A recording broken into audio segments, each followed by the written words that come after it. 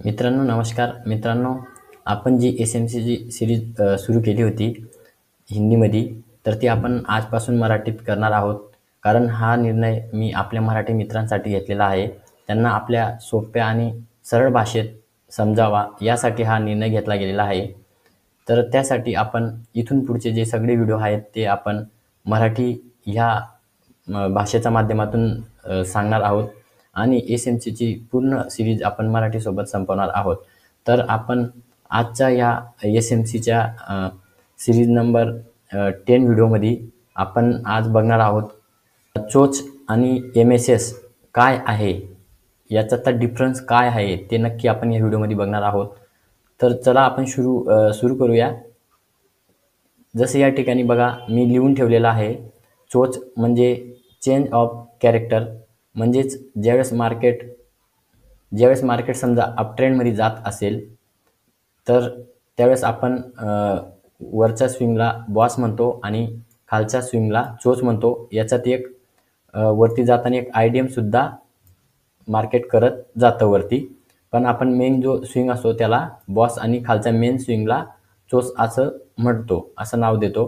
तर तुम्ही तो व्हिडिओ एक डिटेलमध्ये बघू शकता चेंज ऑफ कॅरेक्टरचा. तर आता आपण या ठिकाणी हे चेंज ऑफ कॅरेक्टर आहे याच्यावरती आपण व्हिडिओ बनवलेला आहे.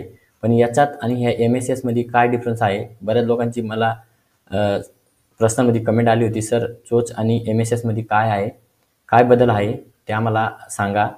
तर त्या विषयावर आपण बोलणार. डिफरन्स असा आहे, जसं आता चोच करताना मार्केट वरती जाताना एक पहिला स्विंग जो असतो तो आयडीएम बनवतो आणि परत ज्यावेळेस मार्केट येतं आयडीएमला घ्यायला, आयडीएम घेऊन ज्यावेळेस मार्केट वरती जातं म्हणजेच ह्या ठिकाणी बॉस करतं, त्यावेळेस आपला चेंज ऑफ द कॅरेक्टर आपण हा जो एक स्विंग लो मारलेला असतो याला आपण चेंज ऑफ द कॅरेक्टर म्हणतो. कारण या ठिकाणी बघा हा एक स्विंग झाला, हा तुमचा एक आयडीएम असतो आणि हा जो खालचा असतो तो चेंज ऑफ द कॅरेक्टर असतो. म्हणजे ज्यावेळेस आयडीएम घेतं मार्केट त्यावेळेस आयडीएम घेऊन ज्यावेळेस बॉस करतं त्यावेळेस आपला हा खालचा swing change of the character म्हणून आपण घेतो. तसेच ज्यावेळेस एम-एस-एस तर हा झाला चोच. आणि एम-एस-एस कसं करतं बघा, मार्केट जर अपट्रेंडला जात असेल, मार्केट खाली येतं, त्यावेळेस आपल्याला जसं आपण चोचमध्ये आयडीएम बघितला तसा एम-एस-एसमध्ये आयडीएम बघण्याची काही गरज नसते. ज्यावेळेस हा लेटेस्ट स्विंग असतो त्याच्या खाली जर मार्केटने क्लोज केलं तर त्या ठिकाणी आपण त्याला एम-एस-एस म्हणतो आणि मार्केट तिथून खाली जायला सुरुवात करतं. म्हणजे याच्यातला डिफरन्स तुम्हाला कळाला असेल. चोचमध्ये आपण आयडीएम पण बघतो आणि एम-एस-एसमध्ये आयडीएम बघायची आपल्याला गरज पडत नाही. एम-एस-एसमध्ये डायरेक्ट जर समजा डाऊन ट्रेंड मार्केट जात असेल आणि लेटेस्ट स्विंगला तोडून जर मार्केट वर क्लोज करत असेल तर हे झालं एम-एस-एस. याला आपण नाव देतो एम-एस-एस. एम-एस-एस झाल्यानंतर ना म्हणजेच मार्केट स्ट्रक्चर शिफ्ट, म्हणजे आता मार्केटनी जे डाऊन ट्रेंड होती त्याचाच शिफ्ट करून तो अप ट्रेंड जायला सुरुवात करणार आहे. याचा अर्थ असा झाला आणि याचाही अर्थ सेम झाला, फक्त आपण बघताना डिफरन्स आहे. फक्त बघताना काय डिफरन्स आहे, जो लेटेस्ट स्विंग असेल तो एम-एस-एस असतो आणि चेंज ऑफ द कॅरेक्टरमध्ये आयडीएमला आधी मार्केट घेतं. समजा आता हा इथं एम-एस-एस झाला, पण जर या ठिकाणी जर चोच असेल तर हा आयडीएम पकडला जाईल, आयडीएमला घेईल मार्केट आणि त्यानंतर मार्केट परत खाली येईल बॉस करायला. त्यावेळेस हा तुमचा चेंज ऑफ द कॅरेक्टर होईल. हा नाही होणार.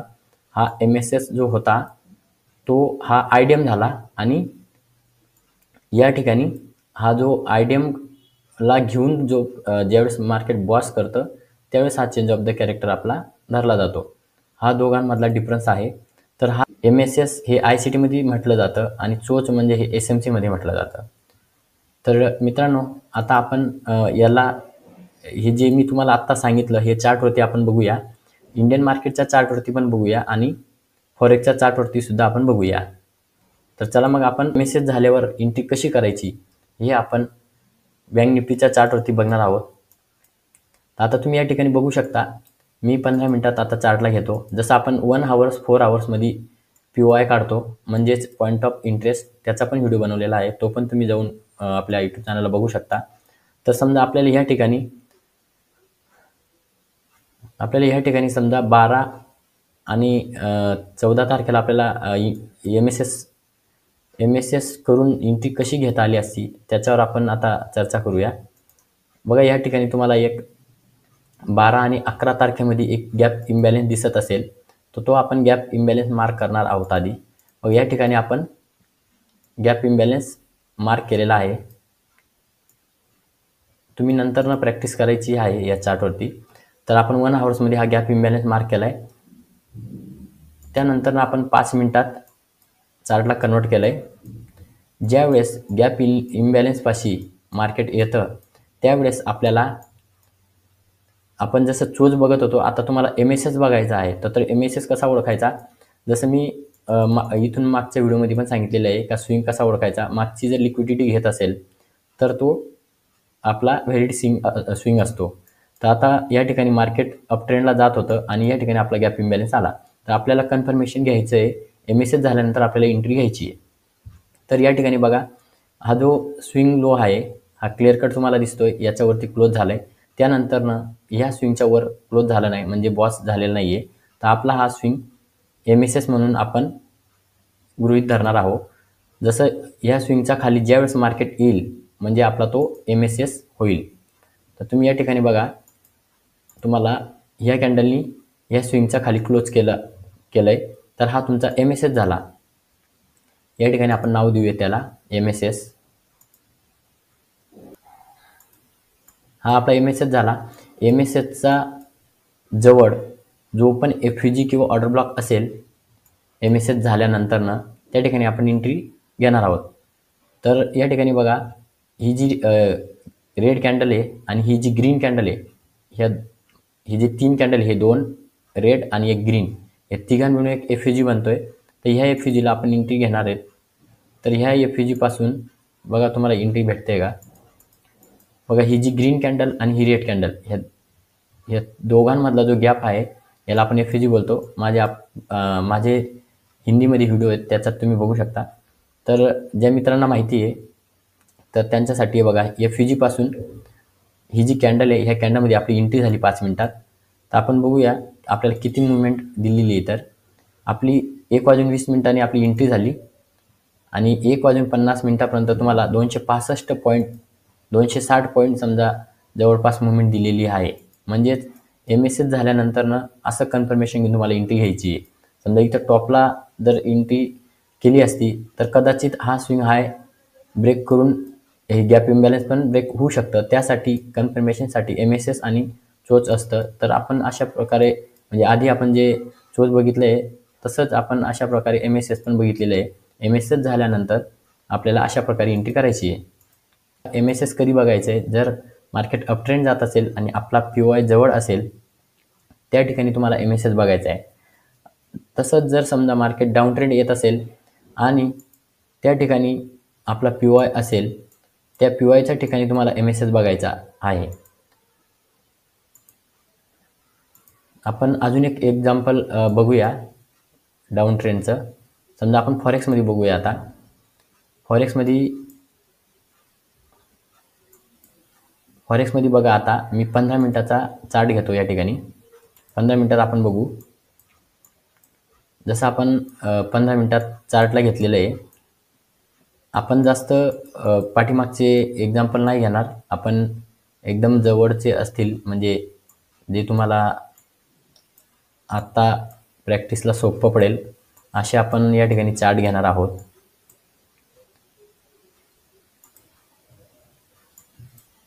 बघा, आता आपण मगाशी बँक निफ्टीमध्ये अप ट्रेंडचं उदाहरण घेतलं, तसं आपण आता या ठिकाणी डाऊन ट्रेंडचं घेणार आहोत. तुम्ही या ठिकाणी बघू शकता, हे जे 15 मिनिटामध्ये आपण चार्टला कन्वर्ट केलं आहे, AUD-JPYचा चार्ट आहे माझ्याकडं. आणि ह्या चार्टमध्ये बघा, हे एक ऑर्डर ब्लॉक आहे. या ठिकाणी हा ऑर्डर ब्लॉक आणि याच्यावरती बघा हा एफ-यू-जी आहे. तर मी एफ-यू-जीला सुद्धा मार्क करतो आणि हा झोन आपण असं पुढं घेऊन जाऊया. हे बघा, या ठिकाणी मार्केटनी टॅप केलं नाही, म्हणजे याचा अर्थ मार्केट या ठिकाणी परत पुन्हा येणार आहे. ज्यावेळेस आपण या ठिकाणी येणार त्यावेळेस आपण पूर्ण कन्फर्मेशन घेऊनच आपण एंट्री करणार आहे. तर आता तुम्ही बघू शकता, का 15 मिनिटाचा चार्टमध्ये ज्यावेळेस मार्केट ह्या झोनमध्ये आलं त्यावेळेस आपल्याला 5 मिनिटात जायचं आहे आणि पूर्ण कन्फर्मेशन घेऊनच आपल्याला एंट्री घ्यायची आहे. जसं सांगितल्याप्रमाणे तुम्हाला हे बघा, या ठिकाणी आपला हा जो स्विंग आहे, हा मेन स्विंग आपला हे जी पाठीमागची कॅन्डल आहेत यांची लिक्विडिटी घेऊन ज्यावेळेस मार्केट खाली पडतं आहे तर आपला हा एक स्विंग झाला. किंवा तुम्ही हा पण बघू शकता, इथं पण स्विंग आहे जवळ. ही जी कॅन्डल आहे, ही 2 कॅन्डलची लिक्विडिटी ह्या कॅन्डलने घेतली आणि मार्केट खाली आलं. तर या ठिकाणी बघा, हा सुद्धा MSS म्हणून आपण घेऊ शकतो. हा तुमचा MSS असेल, याला आपण नाव देऊयात MSS. तुमचा MSS झाल्यानंतर तुम्हाला लेटेस्ट MSS झाल्यानंतर जो जवळचा FUG किंवा ऑर्डर ब्लॉक असेल त्या ठिकाणी तुम्हाला एंट्री घ्यायची आहे. तर या ठिकाणी बघा, हा एक ऑर्डर ब्लॉक हा FUG आहे आपल्यापाशी. या 1 आणि 2 आणि 3 कॅन्डल म्हणून हा जो गॅप आहे बघा, या ठिकाणी कुठं खाली नाही आहे आणि या ठिकाणी MSS पण झाला आहे. त्यामुळं आपला हा FUG पासून एंट्री आपण घेणार आहोत. तर बघा, मार्केट आलं हे FUG पाशी बघा, खाली जाऊन सुद्धा मार्केटने खाली क्लोज केलेलं नाही. तर त्यानंतर ही जी कॅन्डल आहे, ही कॅन्डल फक्त SL हंटिंगची कॅन्डल आहे. हा जो वीक आहे हा इग्नोर करायचा आहे, कारण आपल्याला याच्या खाली मार्केटने या ठिकाणी MSS केलं आहे म्हणजे याचा अर्थ मार्केट वर जाणार आहे, खाली जाणार नाही. पण जोपर्यंत क्लोजिंग करत नाही तोपर्यंत आपण टॉप लॉस पण घेणार नाही, याचं तुम्ही लक्षात ठेवा. आणि या ठिकाणी आपण एंट्री करणार. तर तुम्ही बघू शकता की रेशिओचा जर तुम्ही विचार केला बाईंगसाठी, समजा ह्या FUG मध्ये तुम्ही एंट्री केली, या ठिकाणी क्लोजिंग बेसवर जर तुम्ही टॉप लॉस लावला आणि मार्केट बघा वरती गेलं आहे म्हणजे 1:5 तुम्हाला या ठिकाणी हा ट्रेड भेटतोय, 1:5चा ट्रेड तुम्हाला भेटतोय. पण तुम्ही या ठिकाणी कन्फर्मेशन केलं आहे, म्हणजेच या ठिकाणी तुम्ही कन्फर्मेशन घेतलं आहे MSSचं, म्हणून तुम्ही या ठिकाणी MSSच्या विश्वासावर या ठिकाणी टॉप लॉस घेणार नाहीत, हे तुम्ही लक्षात घ्या. म्हणून MSS बघणं खूप गरजेचं आहे. आणि MSS हे फॉरेक्सच्या चार्टवरती अगदी व्यवस्थित चालतं. तसंच बँक निफ्टीमध्ये पण चालतं, पण थोडंसं कमी वर्क करतं. तरी पण तुम्ही कन्फर्मेशन घेऊनच एंट्री करा. जसं मी बँक निफ्टीच्या चार्टवरती तुम्हाला दाखवलं आहे बघा, या ठिकाणी तुम्ही बघू शकता हे अजूनसुद्धा अप ट्रेंडमध्येच आहे. तर ही ट्रेंड ओळखण्याची पद्धत आहे MSS आणि चोच. तुम्हाला दोघांचा डिफरन्स कळाला असेल मित्रांनो. तुम्हाला जर याच्यातला दोघांचा डिफरन्स कळाला असेल तर आजपासून तुम्ही MSS झाल्यावर सुद्धा एंट्री घेऊ शकता. म्हणजे तुम्हाला IDM वगैरे बघण्याची काही गरज नाही. जो लेटेस्ट स्विंग असेल, सिंपल भाषेत सांगतो तुम्हाला आपल्या मराठी भाषेत, MSS म्हणजे फक्त लेटेस्ट जो स्विंग असेल त्याचा लो ब्रेक केला आणि त्याचा खाली क्लोज केला तर असं समजा की मार्केट स्ट्रक्चर शिफ्ट झालं, म्हणजे मार्केटची ट्रेंड शिफ्ट झाली आणि त्या ठिकाणी आपल्याला एंट्री घ्यायची आहे. पण ती एंट्री कुठंही न घेता फक्त आपल्या मोठ्या PY वरती, म्हणजेच आपले FUG ऑर्डर ब्लॉक असेल त्याच ठिकाणी तुम्हाला एंट्री घ्यायची आहे. नाहीतर तुम्ही मध्येही कुठं पण जर MSS झाला तर त्या ठिकाणी एंट्री घेऊन तुम्ही तुमचा टॉप लॉस घेणार. तर तुम्हाला टॉप लॉस न घेता तुम्हाला जास्तीत जास्त प्रॉफिट कसा होईल याच्यावरती विचार करायचा आहे. त्यासाठी जोपर्यंत मार्केट आपल्या मोठ्या PY पाशी 1 आवर्स, 4 आवर्स, 15 मिनटं, 30 मिनटं याच्या PY पर्यंत येत नाही तोपर्यंत तुम्हाला MSS बघायचा नाही. ज्यावेळेस त्या ठिकाणी आलं त्यावेळेस तुम्ही MSS बघून बिंदास एंट्री मारा. एकतर टॉप लॉस होईल नाही तर टार्गेट होईल, हे तुम्ही एकच डोक्यात ठेवून डायरेक्टली एंट्री करायची आहे. तर मित्रांनो, आजचा व्हिडिओ तुम्हाला कसा वाटला ते तुम्ही मला खाली कमेंटद्वारे नक्कीच कळवा.